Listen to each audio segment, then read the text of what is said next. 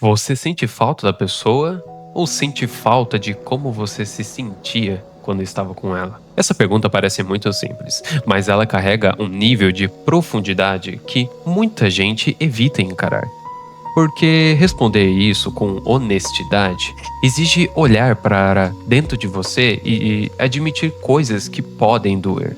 O que a maioria das pessoas chama de amor, na verdade, muitas vezes é um padrão de dependência emocional disfarçado de conexão intensa. Existe uma diferença muito clara entre amar alguém e precisar de alguém, mas essa diferença não é percebida no começo, porque a dependência não se apresenta como dor. Ela se apresenta como algo viciante. Você começa a pensar na pessoa o tempo todo. Seu humor começa a girar em torno das atitudes dela.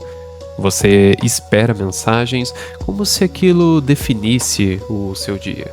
Sente ansiedade quando ela demora, cria justificativas, cria cenários, tenta prever comportamentos para evitar qualquer tipo de rejeição. E aqui entra um ponto importante. Isso não é só emoção.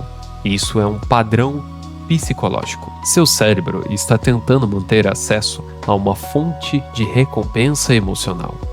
Cada mensagem, cada demonstração de atenção, cada momento de proximidade ativa recursos de prazer e alívio. E aos poucos, você começa a associar aquela pessoa com sensação de segurança, validação e pertencimento. O problema é que, quando isso acontece de forma desregulada, você transfere para outra pessoa uma função que deveria ser sua, a de regular suas próprias emoções. E é por isso que, quando essa pessoa se afasta, não parece só saudade, parece que algo dentro de você entra em colapso. É como se sua estabilidade emocional estivesse nas mãos dela. Você sente um vazio, uma inquietação, uma necessidade urgente de reconectar, de entender o que aconteceu, de consertar algo. E isso não é coincidência. Isso é o que muitos especialistas descrevem como um padrão de abstinência emocional. Assim como qualquer outro tipo de dependência, quando a fonte de recompensa some, o sistema entra em crise. E o mais curioso é que, mesmo doendo, você continua preso a isso, porque a mente cria uma ilusão, a de que o problema é a ausência da pessoa, quando na verdade o problema é a falta de estrutura interna para lidar com a própria ausência de si mesmo. A gente cresce com a ideia muito romantizada do amor, como se intensidade fosse sinônimo de verdade, como se sofrer fosse parte obrigatória de se conectar com alguém, como se sentir demais fosse prova de que aquilo é especial, de que aquilo é verdadeiro, mas essa narrativa distorce completamente a percepção emocional. Amor saudável não te deixa em estado constante de alerta, não te faz viver tentando agradar, não te coloca numa posição onde você precisa se moldar o tempo todo para não perder alguém. Esse tipo de comportamento está muito ligado a um padrão de apego ansioso do que o amor em si. No apego ansioso, existe uma necessidade constante de proximidade, validação e confirmação. E qualquer sinal de afastamento é interpretado como ameaça, o que ativa respostas emocionais intensas como medo, insegurança e ansiedade. Dependência emocional acontece exatamente nesse ponto onde a sua autoestima deixa de ser interna e passa a ser condicionada ao comportamento do outro. A forma como ele responde à frequência com que ele demonstra interesse.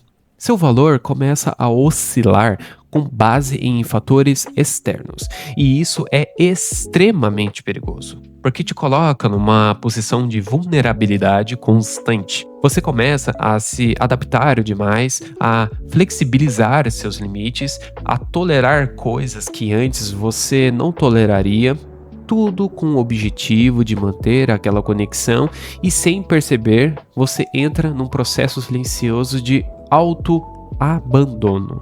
Você começa a se calar quando deveria se expressar, começa a aceitar quando deveria se questionar, começa a permanecer quando já deveria ter ido embora, e o mais assustador é que isso acontece de uma forma gradual, quase imperceptível. Não é uma decisão consciente, é um ajuste contínuo.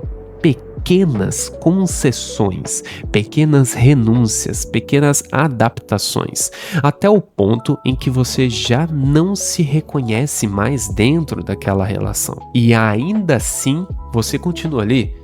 Porque sair parece mais doloroso do que ficar. Isso acontece porque o seu cérebro já associou aquela pessoa a uma necessidade emocional. E romper aquilo ativa medo, insegurança e a sensação de perda. E é exatamente por isso que parece amor. Porque existe intensidade, existe saudade, existe desejo de proximidade. Mas junto com tudo isso, existe algo que não deveria estar ali. Um medo constante. O medo de perder, o medo de não ser suficiente, medo de ser substituído, medo de não ser escolhido. E quando um sentimento vem acompanhado de medo, ele deixa de ser liberdade e passa a ser controle. Não necessariamente um controle exercido pelo outro, mas um controle interno, onde suas emoções passam a ser guiadas por inseguranças e necessidades. Amor de verdade não funciona assim. Amor saudável não te coloca em estado de escassez emocional, não te faz duvidar do seu valor, não te deixa confuso sobre o que você representa na vida da outra pessoa. Amor saudável traz estabilidade, traz segurança, traz clareza. Ele não exige que você diminui para caber, não exige que você prove o seu valor o tempo todo, não exige que você vive com medo de perder. Pelo contrário, ele permite que você exista de forma inteira, sem precisar se moldar constantemente. E aqui entra uma reflexão que pode ser desconfortável, mas necessária. Talvez a pergunta não seja por que essa pessoa não me valoriza, mas sim por que eu continuo tentando ser valorizado por alguém que nem me oferece o mínimo. Essa pergunta muda completamente a perspectiva, porque tira o foco do outro e coloca em você novamente, e no sentido de culpa, mas no sentido de responsabilidade emocional. Porque enquanto você precisa do outro para se sentir suficiente, qualquer relação que você for entrar vai carregar esse mesmo padrão de dependência emocional. Outra pergunta ainda mais profunda é: você quer construir algo com alguém? Ou você está tentando usar essa pessoa como um suporte emocional para preencher um vazio que está dentro de você? Porque são coisas completamente diferentes. Construir algo exige troca, equilíbrio e reciprocidade. Preencher vazio exige dependência, exige expectativa. Exige que o outro cumpra um papel que não é dele. E nenhuma relação saudável se sustenta quando uma das partes está ali, não por escolha, mas por necessidade. E talvez seja o ponto mais difícil de aceitar. O vazio que você sente não foi criado por essa pessoa. Ele já existia. A presença dela só mascarava isso. Ela funcionava como uma distração emocional, como uma fonte de alívio, um escape, para falar a verdade. E quando isso some, o que sobra não é a falta dela, é o encontro com tudo aquilo que você vinha evitado dentro de si mesmo há muito tempo. É por isso que aprender a ficar muito bem sozinho não é sobre isolamento, não é sobre rejeitar relações, não é sobre se fechar para o mundo, é sobre desenvolver autonomia emocional. É sobre construir uma base interna onde você não depende da validação externa para se sentir suficiente. É sobre conseguir lidar com seus próprios pensamentos, suas próprias emoções, sem precisar de alguém para te regular o tempo todo. Quando você desenvolve isso, algo muda completamente. Você para de buscar alguém para te completar e começa a escolher alguém para te compartilhar. Você para de aceitar qualquer coisa só para não se sentir vazio. Você começa a reconhecer padrões, identificar comportamentos, estabelecer limites e, principalmente, você começa a se respeitar. E quando você se respeita, você automaticamente filtra o que entra e o que não entra na sua vida. Não porque você se tornou frio ou distante, mas porque você entendeu o seu valor. E quando isso acontece, relações deixam de ser uma necessidade e passam a ser uma escolha. E é nesse momento